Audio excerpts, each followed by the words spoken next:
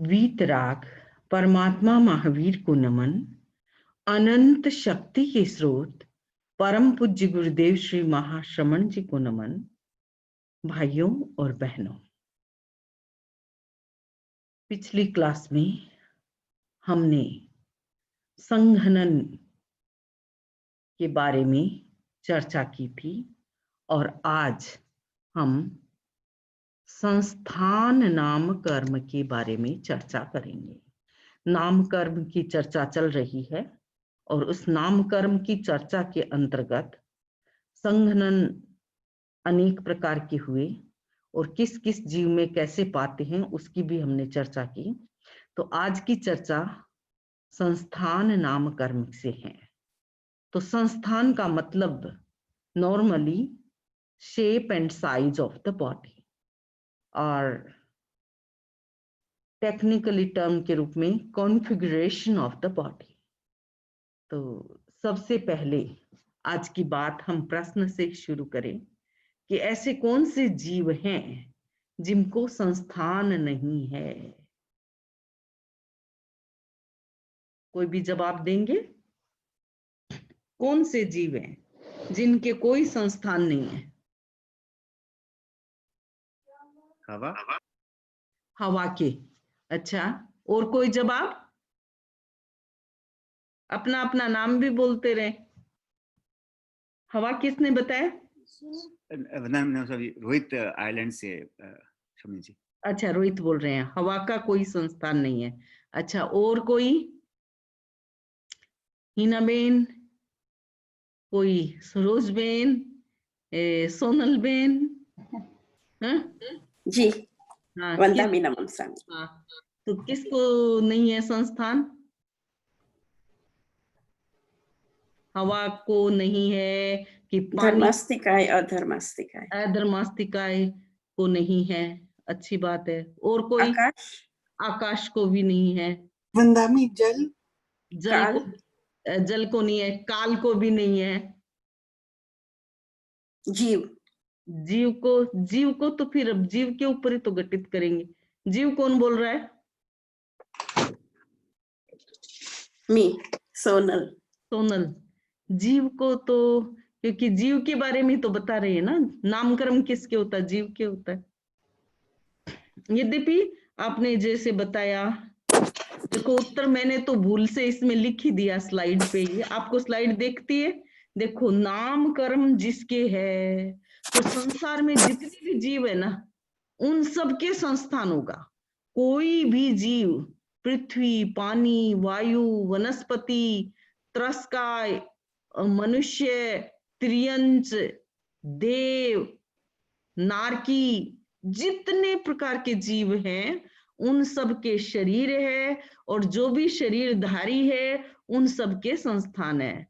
अब तो रोहित भाई, पानी वाली बात, हवा वाली बात भी नहीं रहेगी क्योंकि वो भी एक इंद्रिय जीव है।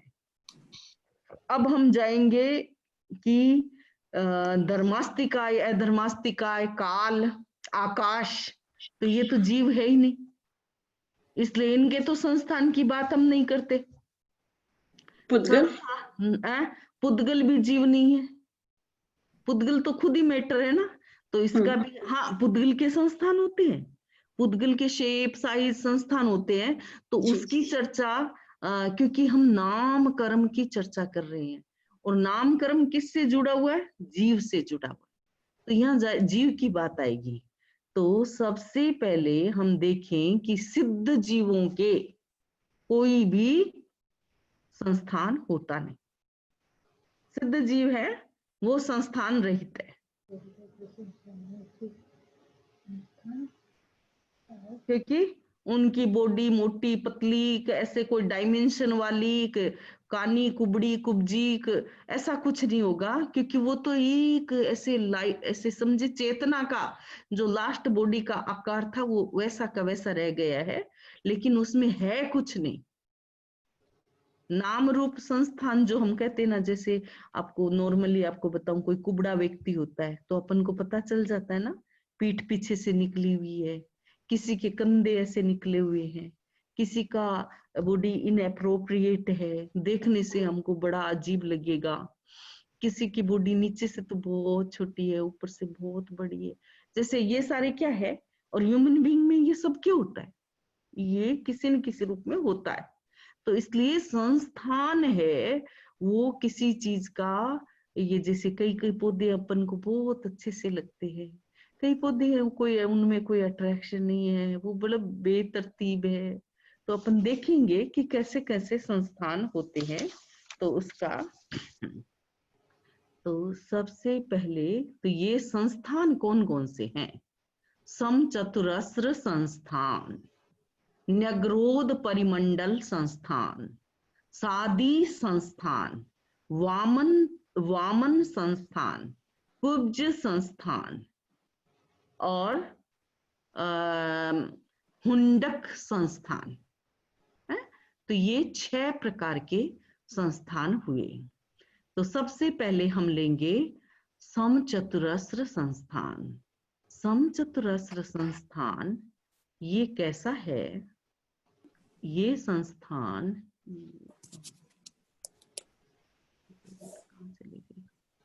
समचतुरस्र संस्थान ये बिल्कुल आपको देखो, देखते आपको पता चल जाएगा कि ये कैसा है।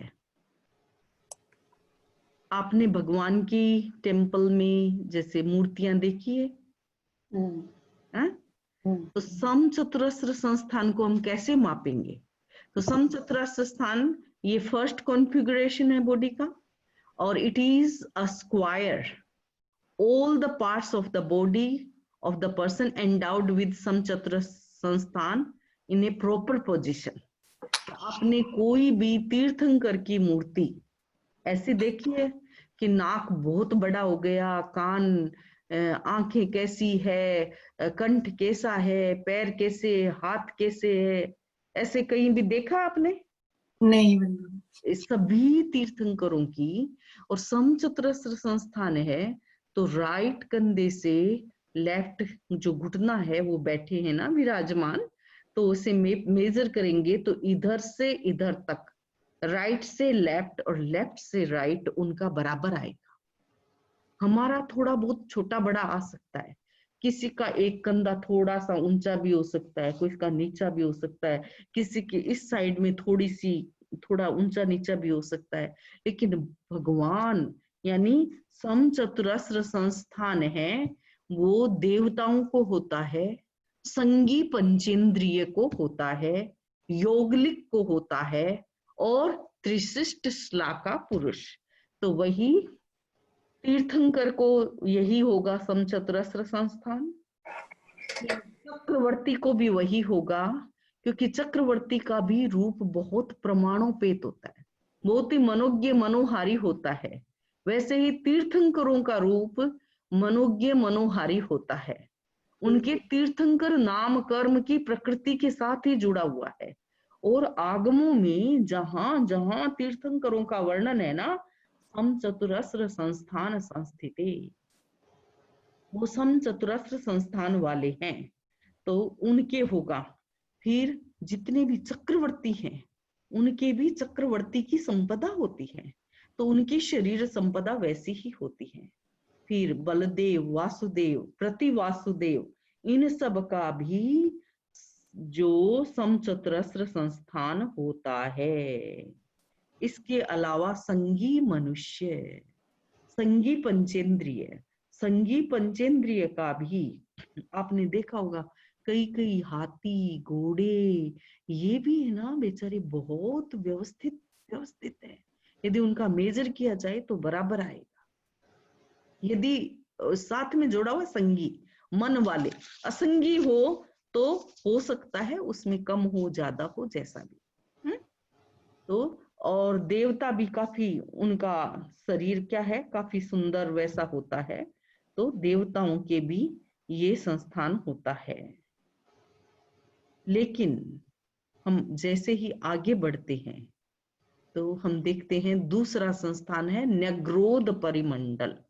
न्यग्रोध परिमंडल संस्थान, परिमंडल का मतलब है ऊपर से बहुत। अपन देखते हैं कोई कोई व्यक्ति ऊपर की बॉडी उनकी है ना एकदम गोल गोल गोल मटोल होती है, तो ये सेकंड टाइप का कॉन्फ़िगरेशन है बॉडी का।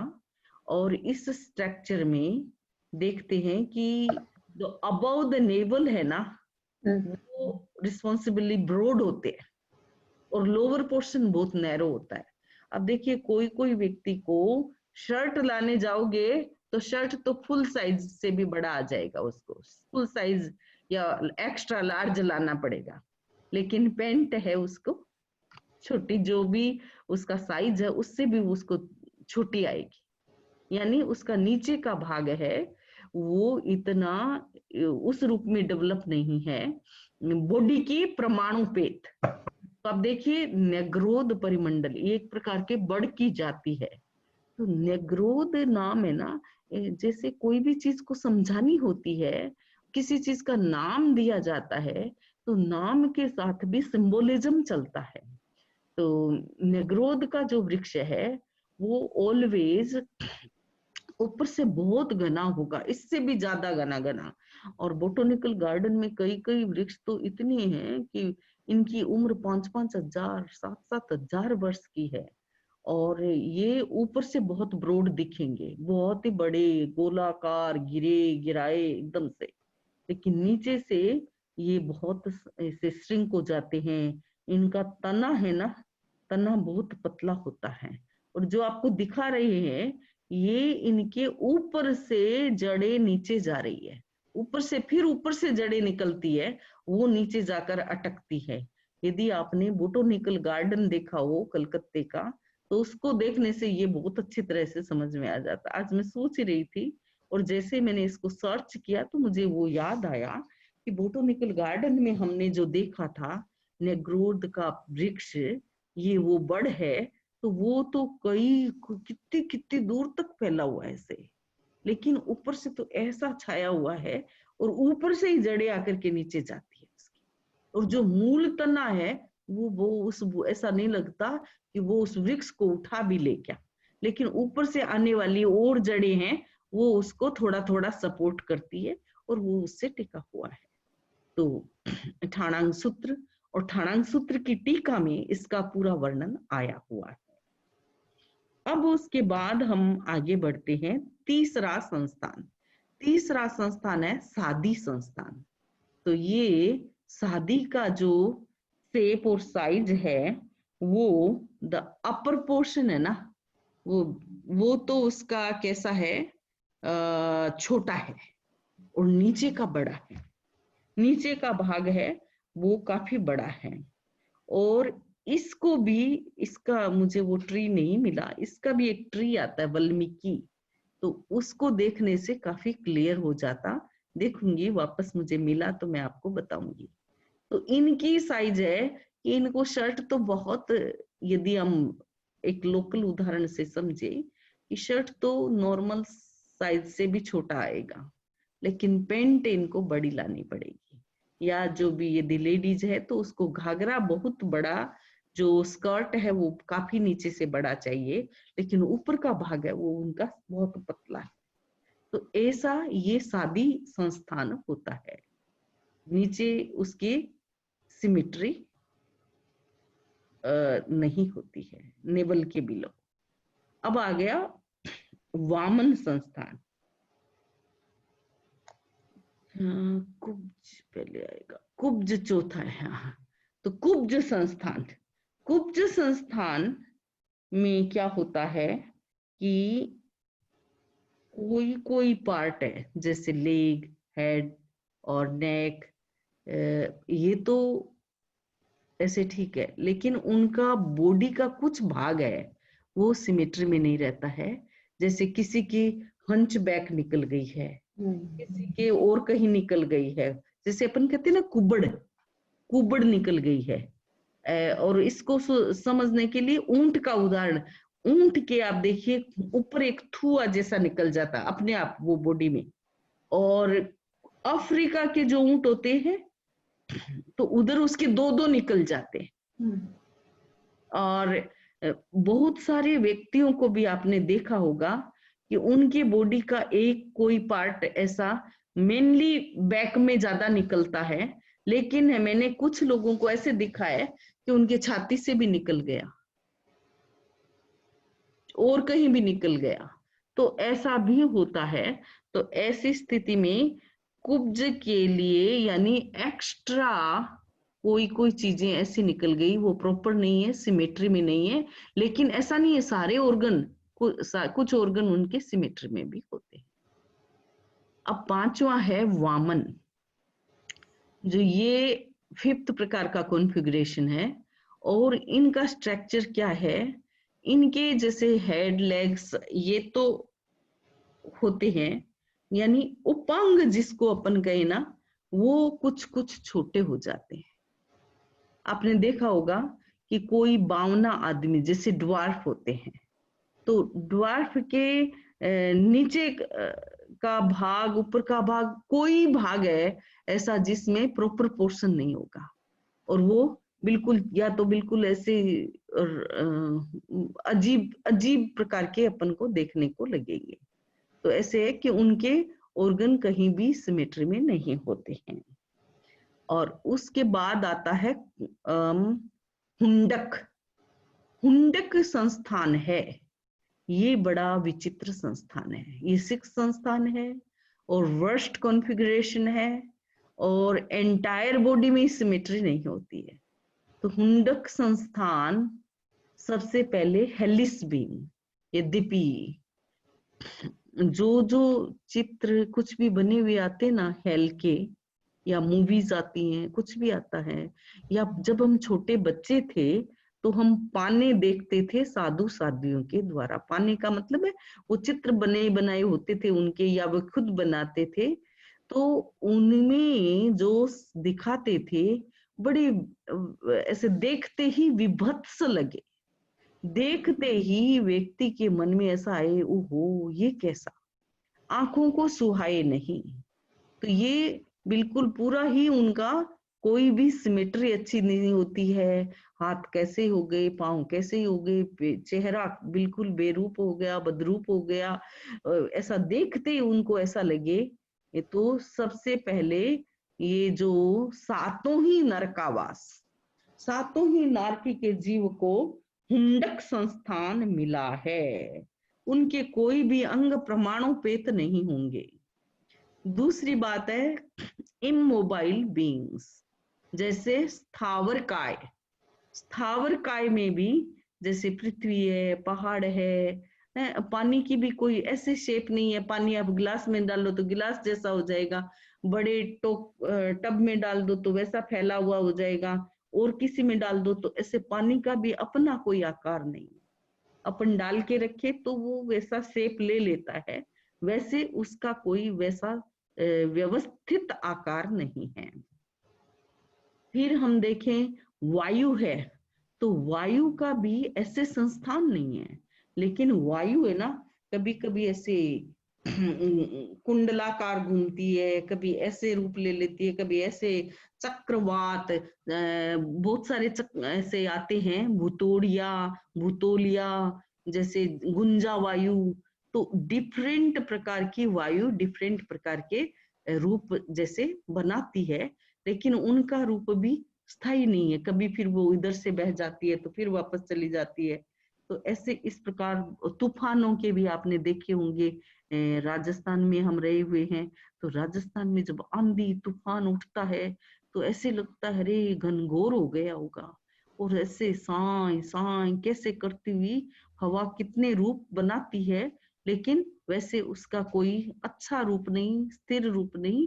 इसलिए ये भी किस में जाएगी, हुंडक में जाएगी।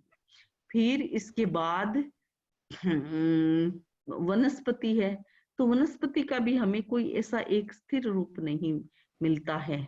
वनस्पति त्रस और पृथ्वी, अप, तेज, वायु, वनस्पति। अग्नि है, अग्नि भी नाना रूप, जैसे जैसे उसको ईंधन मिलता है, जैसे जैसे हवा ले जाती है, तो डिफरेंट डिफरेंट इनके कोई अच्छे रूप नहीं है, ये इसलिए लास्ट कैटेगरी में रखे गए हैं। विकलेंद्रिय, जैसे असंगी मनुष्य, और इनके क्या है, विकलेंद्रिय के मन भी नहीं होता। मनुष्य जो असंगी मनुष्य, उनके भी मन नहीं होता। और इनका रूप भी ऐसा कोई व्यवस्थित रूप नहीं होता। वैसे इतने सूक्ष्म है, माइक्रोस्कोपिक हैं, तो इसलिए बहुत रूप वाली तो वैसे भी बात नहीं हुई, लेकिन फिर भी इनके कोई चीज प्रमाणोपेत नहीं होती।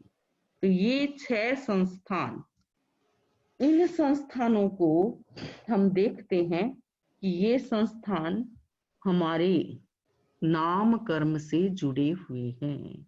और इसमें हमको क्या ध्यान रखने की बात है, क्योंकि जिसका जैसा नाम कर्म होगा वैसा विपाक विपाक हमें मिलेगा। विपाक यानी वो कर्म, नाम कर्म उदय में आया और फिर हमको वैसा शरीर मिल गया। लेकिन हम क्यों पढ़ रहे हैं इसको? हमारे को इससे क्या लाभ है? जिसको जैसा मिलना था वैसा मिल गया। लेकिन इसमें ऐसी कौन सी अध्यात्म की बात है? इसमें अध्यात्म की बात बहुत इम्पोर्टेंट है।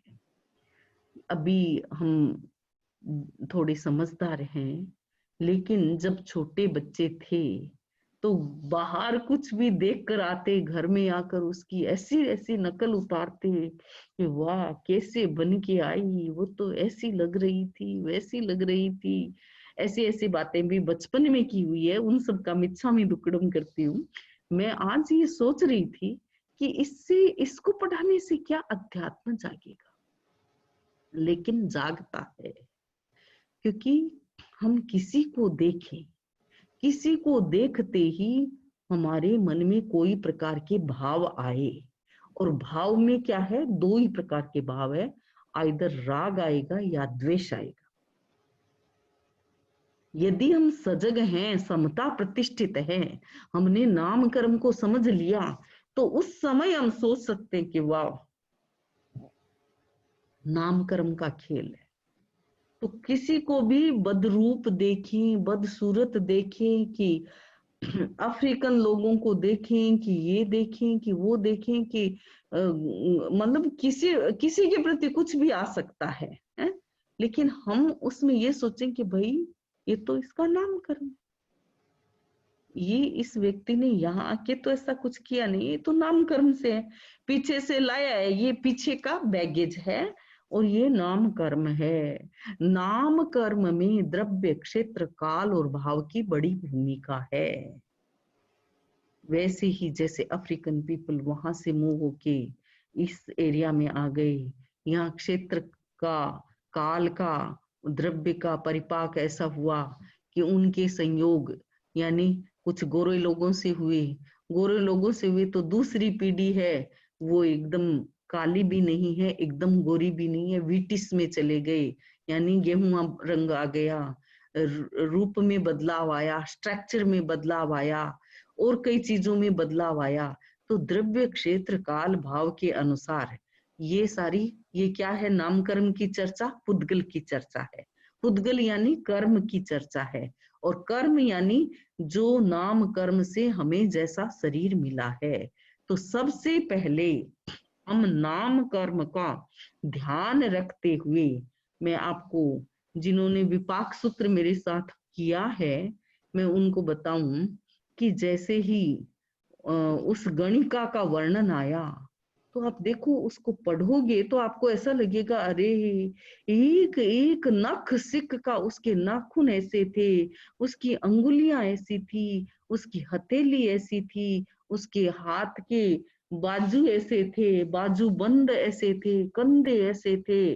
और इस प्रकार एक एक चीज का जो वर्णन किया है आगमकार ने, क्यों किया? क्योंकि उसके सुभग नाम कर्म है। यदि कोई भी गणिका बनती है, सुभग नाम कर्म न हो तो वो बन नहीं सकती, क्योंकि उसको उतनी पुण्याई भी है। शुभ नाम कर्म है, समचतुरस्र संस्थान है उसको, तो उतनी पुण्याई भी है। लेकिन साथ में पाप का उदय कैसा है कि वो उस भव में इतने घोर कर्म बांधती है कि बाद में नेक्स्ट भव में देखो कहाँ जाती है, फिर वापस सीधे वहां से नरक जाती है। तो शरीर नाम कर्म तो उसको बहुत अच्छा मिला है, लेकिन शरीर नाम कर्म के साथ वो मोह कर्म के द्वारा इतने घोर कर्म बांध लेती है कि आगे आगे उसका वो भव भी बिगड़ता है, रूप भी बिगड़ता है, क्योंकि जैसे यहां से गई समचतुरस्र संस्थान, और नरक में जाते कौन सा संस्थान हो गया? नरक में जाते ही नरक में कौन सा संस्थान बताया था 6 में से? क्लास वालों, हुंडक। नारकी को एक ही संस्थान है, तो नारकी में जैसे मनुष्य भव में वो गणिका है, और उसका संस्थान कैसा है? समचतुरस्र है, और उसकी एक एक चीज इतनी सुंदर है कि बड़े बड़े राजा महाराजा लोग, मंत्री, ये वो सबको उसके पास जाना है, सब उससे आकर्षित रहते हैं, सब उसके रूप के पीछे पागल बने रहते हैं। और अब इसके आज के वे में हम देख लें कि कोई एक्ट्रेस, कोई एक्टर, कोई आ गया तो लोग कैसे दौड़ के उसके ऐसे खड़े रहते हैं रोड पे कि भाई वो अभी उसकी गाड़ी इधर से जाएगी, और एक झलक पाने के लिए ऐसे खड़े रहते हैं। तो ये सब क्या है? उनके नाम कर्म बहुत जबरदस्त है, लेकिन उस नाम कर्म में वो यदि बंधन करते हैं तो वो भी आगे उस नाम कर्म से भी, उस समचतुरस्र संस्थान से वो कहाँ चले जाएंगे? सीधे नारकी में चले जाएंगे। तो अभी जो ये प्रकृति कर रही है ना, तो आपको कई कई स्टोरी वापस ऐसे मन में, माइंड में ला करके कि अच्छा वहां नाम कर्म इतना अच्छा था और आगे का नाम कर्म बिगड़ गया, और वहां से निकले तो वापस उसने, क्योंकि वहां सारे कर्म काफी काट के आई, तो वापस मनुष्य भाव मिला, वापस राजा की रानी बनी, और वापस उसको सुंदर शरीर भी मिला था। लेकिन वहां पर उसने कैसे कर्म बांधे हैं या क्या किया है? तो ये देखिए, नाम कर्म एक ही जीव के साथ ये संस्थान भी बदलते जाते हैं, इसलिए कुछ स्थायी नहीं है। किसी को रूप नहीं मिला तो भी घबराना नहीं चाहिए, हमारे कर्म अच्छे हों, सत्कर्म हो, शुभ योग में रहे। वैसे ही रूप बहुत मिल गया तो उस पर भी नहीं अपने आप को हर्षातिरेक कि वाह मेरे जैसा तो किसी को नहीं है, या मेरा जैसा शरीर है वैसा न मैं मोटी हूं न मैं पतली हूं, मैं परमाणु पेट हूं, मैं ऐसी हूं वैसी हूं, तो उसमें भी नहीं। उसमें इतना ही समझना चाहिए कि चलो मेरा नाम कर्म का उदय भाव शुभ है, अच्छा है, और मेरा ये मेरी साधना में भी सहयोगी बने, मेरे हर, क्योंकि शरीर है ये भी, यदि किसी का परमाणुपेत नहीं, कुछ बड़ा छोटा हो गया, कुछ मोटा बहुत हो गया, कुछ पतला ऐसा कमजोर हो गया, तो भी वो साधना में सहयोगी नहीं। साधना में भी शरीर बहुत सहयोगी बनता है। इसलिए बहुत अपेक्षा है कि हम इसको समझ करके अपने भाव की विशुद्धि रखें, भाव जगत में अशुद्धि नहीं आने दें। किसी को मोटा पतला गोरा काला जैसा रूप रंग कुछ भी मिला है तो उस संस्थान को देख करके न किसी की मजाक उड़ाएं, न किसी की, और इसके साथ साथ जैसे अतीत की यात्रा, ये मैं आपको पढ़ाते हुए, यद्यपि मैंने भी अपने जीवन में ऐसा नहीं सोचा था, कि फिर मैंने इसे याद कर करके कि भाई ये मैं क्यों पढ़ा रही हूँ, इससे क्या फायदा होगा, इससे मेरे को क्या फायदा हो रहा है, उनको क्या फायदा होगा, वो एक लिस्ट उनको पढ़ा दूं तो उनको क्या फायदा होगा। लेकिन और ये विपाक सूत्र पर भी कैसे घटित होगा।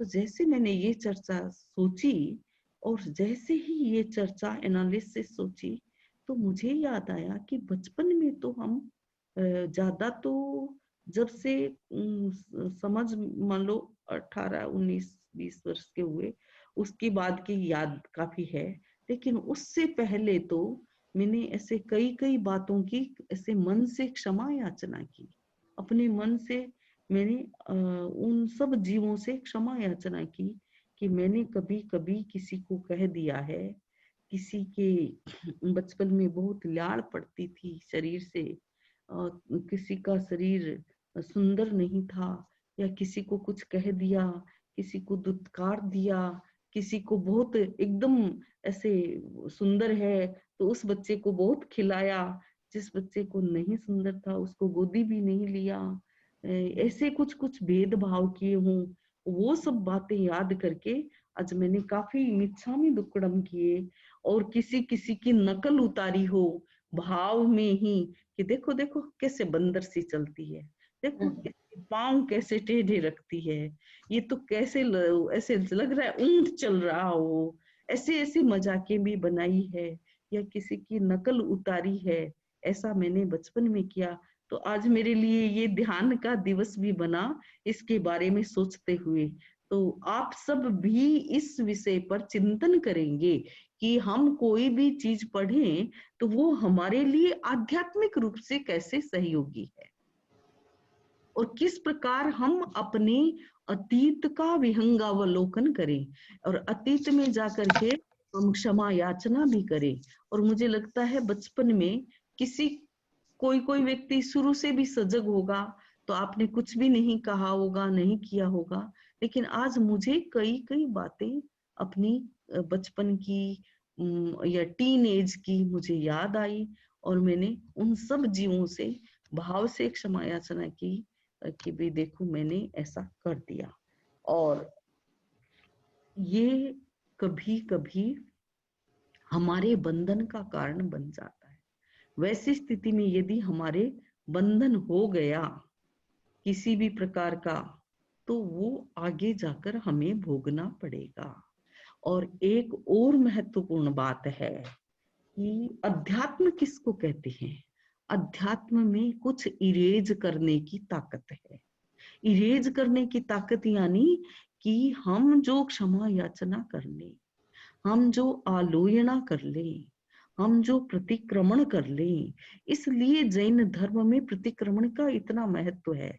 और यदि हम उसको खोल खोल कर समझ लें और वैसे ही कर्म थियरी को खोल खोल कर समझ लें, उसका एप्लीकेशन समझ ले, तो हमको बहुत बार ऐसा पता चलेगा कि ये कितना इम्पोर्टेंट है, ताकि हम नए कर्मों का बंधन न करें, नई टिक्का टिप्पणी न करें, कमेंट्स न करें।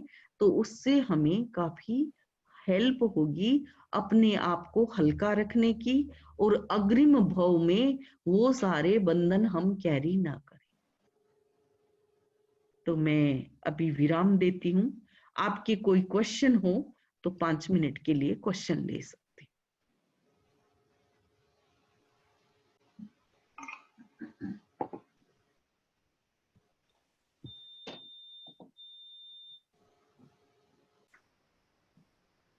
वंदनामी नमन स्वामी समनी जी। ये जो संस्थान है मैं अभी ज्वाइन हुई, लेकिन उसका मतलब क्या होता है? संस्थान का मतलब आपको तो पूरा लेक्चर सुनना पड़ेगा सरोज बेन यूट्यूब हाँ, में। वो तो मैं सुन लूंगी। ऐसे है कि जो हमारी शरीर की साइप और शेप और साइज है उसके हाँ, बारे में है। जैसे अच्छा, अपन तीर्थंकर की मैं एक बात बता दूं, तीर्थंकर भगवान का इधर खंबे से नीचे का जो अपना घुटने का कोण है वहां से मापो और यहाँ से वापस यहाँ मापो और यहाँ से यहाँ मापो तो उनका बराबर होगा, समचतुरस्र होगा। समचतुर, हाँ हाँ, राइट। इवन जो मूर्ति बनाते हैं, जैन मूर्ति बनाते हैं ना, हाँ, वो भी ध्यान रखते हैं कि समचतुर सिद्ध हो। मूर्ति में समचतुरस्र रहे। कहीं पर भी समचतुरस्र न रहेगा तो वो मूर्ति भी प्रमाणोपेत नहीं मानी जाती।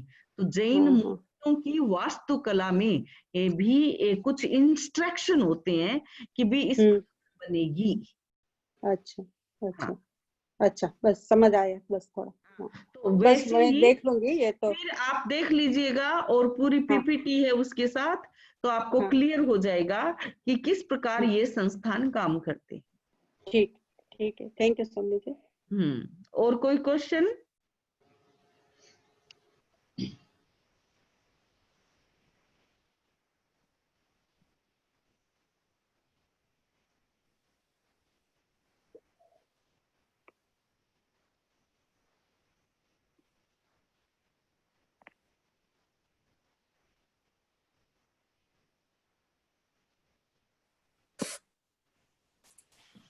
तो इसके बाद अपन इसके बाद का जो हम आगे बढ़ते हैं, तो मैं आगे का जरा सा इंगित कर देती हूँ कि अभी तो नामकर्म और चलेगा। नामकर्म के और भी भेद प्रभेद है, और नामकर्म है वो हमारी बहुत सारी स्टेटस को डिटरमाइन करता है।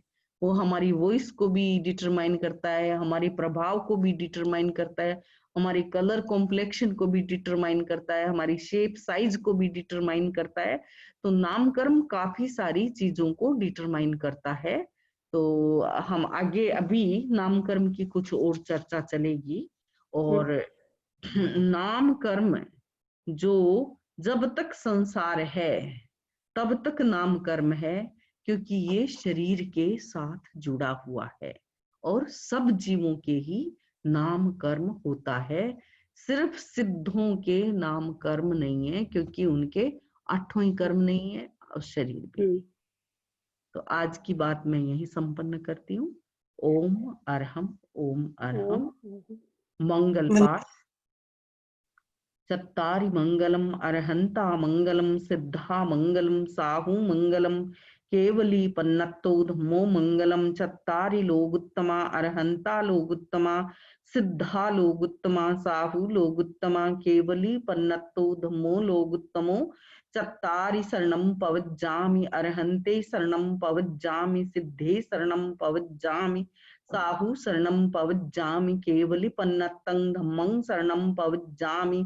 ये 4 शरणा सगा और सगो न कोई, जे भव्य प्राणी आदरे अक्षय अमर पद होय। सिद्ध साधु प्रणमी करी ऋषभाधिक 24, तव ना करूं प्रमोद धरी। जय जसकर जगदीश, जय जसकर जगदीश, जय जसकर जगदीश। जम्वा इदम वच्चा मेलियम हीणक्षरम अच्चक्षरम पैहिणम विनयहीनम घोषिणम जोगिणम सुट्टु दिनम दुट्टु परिचयम अकाले कौसुजौ तत्समिच्छामि। कृतज्ञोस्मि हम सब आपके आभारी है। कृतज्ञोस्मि हम सब आपके आभारी है। कृतज्ञोस्मि हम सब आपके आभारी है। वंदामि नमस्सामि। ओम Arham. Vandami Namam Swami. Very interesting. Thank you. Om Arham. Om Arham. Om Aram. Stop sharing.